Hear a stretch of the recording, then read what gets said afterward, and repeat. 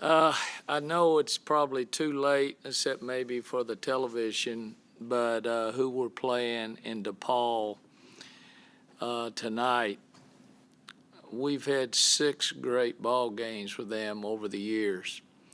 And if you look back in the history of it, we actually played DePaul in the Sweet 16, and then we had to play Connecticut, #1 in the nation, to try to go to the Final Four in the Elite Eight. We won that game, but the last time DePaul was here, they beat us at our place.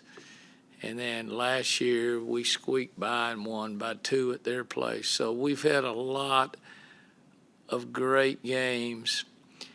They want to play up-tempo. You think you can slow it down. I don't want to slow it down, particularly when we're at home, but I don't want a 110 to 108 game either. So what we want to do is control the tempo as well as we can, but when people see fast break opportunities, we're going to take them. So I think the key is going to be which of the two teams can defend the best, because I think both of us can score sometimes at will, because I think both run a very good offensive system. Doug Bruno, the coach at DePaul, he's one of the legends in the game. He's been there forever at DePaul, sort of like back in the day when Ray Myers coached there.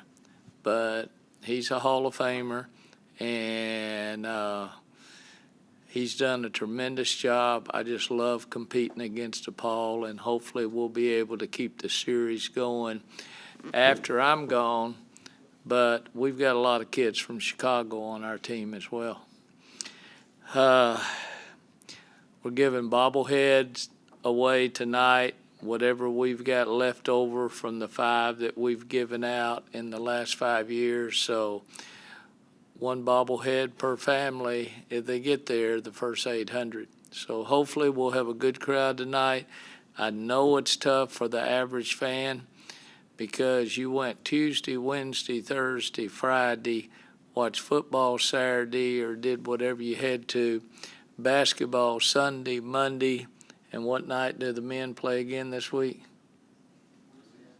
Wednesday, and then we play Thursday. So the average fan can do all of that. I envy you, and that's what I plan on doing a little bit later in my career. Questions? We'll start off with Jennifer on your left. Hi, Coach Blair. Jennifer Streeter with the battalion. Following your recent contest, you kind of told me that DePaul is going to be the toughest opponent you guys have faced thus far on the slate. How has training kind of changed? I think DePaul is going to be the toughest team we have played since the NCAA tournament the last year when Arizona, Iowa State gave us all that we could handle. DePaul is that good. And they're all interchangeable because what I'm saying, they're all about the same size. Their leading scorer is a freshman, 6'1" kid, but everybody else is about 5'11" up. So they just interchange parts. They switch on all screens, and they try not to foul.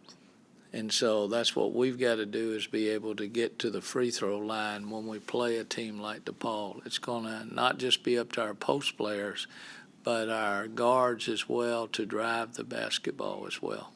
And then another question for you. Obviously, with your 3 newest recruits, this is the first time y'all have inked 3 prospects this highly ranked since y'all's 2012 class. Kind of, what does that mean for this program? Well, first, it means a whole lot to the coaching staff because those kids did not just sign with Gary Blair. They signed with Texas A&M. The tradition that we have here, the future that we have here, as well as the present. But the future at Texas A&M looks bright. This program is not just about Gary Blair. I've got a tremendous staff that really did a tremendous job in recruiting. In fact, we'll have one of them at the ball game tonight. And so I'm excited about this class because we're going to graduate a lot of guards, and we've got guards that are coming in that can play.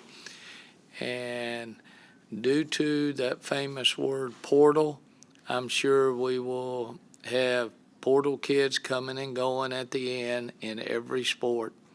That's the way life is going right now, and so you just get used to it.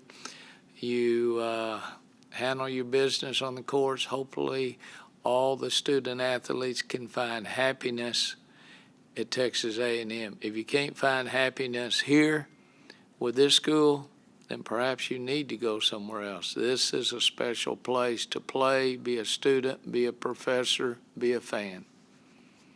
Let's go to the right side to Richard Zane from Texags. Yeah, Coach, you mentioned that DePaul wants to play with some pace offensively. So how do you change your defensive game plan to try and combat that pace? First, you got to get back on defense. Okay. Normally, sometimes we would send 3.5 to the boards when we could. The shooter, the three-point shooter, and the offside wing and two. We cannot do that.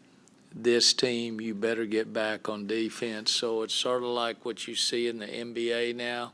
How many Dennis Rodmans do you see down there on the offensive glass? You shoot, you backpedal, you try to take layups away.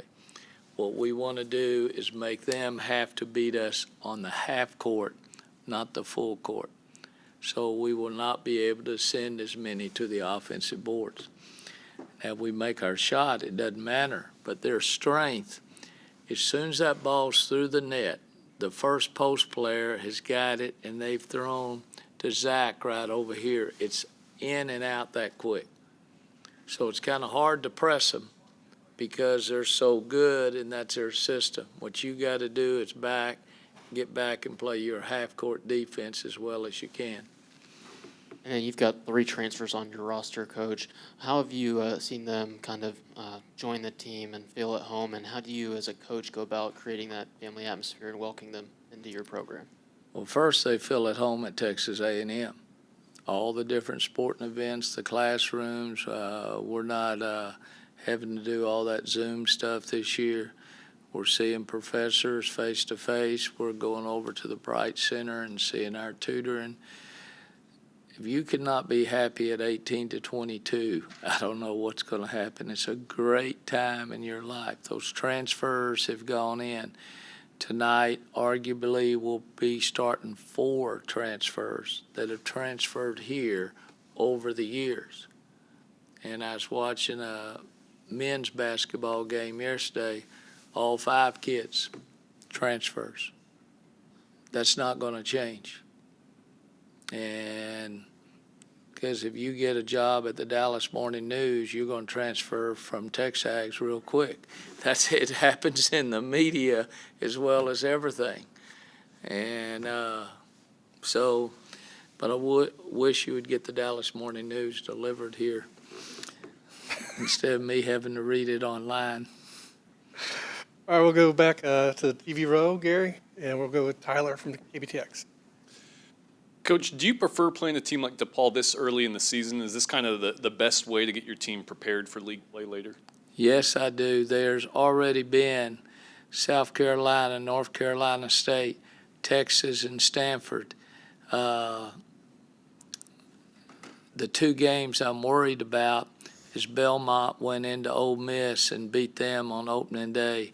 Then Florida Gulf Coast goes down to play a very good LSU team and beats LSU on their home court. You better be ready. We look for these type of matchups that we can have. It's the same as when Stephen F. Austin is coming in here, and they'll be undefeated when they're here on Thursday night. We try to play the schedule. You have to put in a couple of teams that you can get playing time for all your kids. But it's not going to happen tonight. Tonight we're playing a very good top 25 team that will finish in the top 25. They might not be now, but they'll be an NCAA team, and they will be a top 25 team. Stay at TV row, and we'll go to Mike from KAGS. Coach, I know you guys recruit Chicago heavily, so how important are these games in those recruiting battles down the road? I think it's huge. Now, a couple of those Chicago kids were born in Chicago, but then they moved to Texas. And a lot of times when I coached at Arkansas, we recruited the Midwest hard because we felt like kids would do anything to get out of snow. And the weather here is perfect.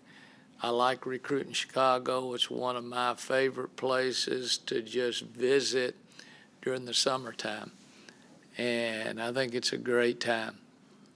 Try go eating at Gibson's on Rush Street. It doesn't get any better than that right there, besides a couple restaurants here in town.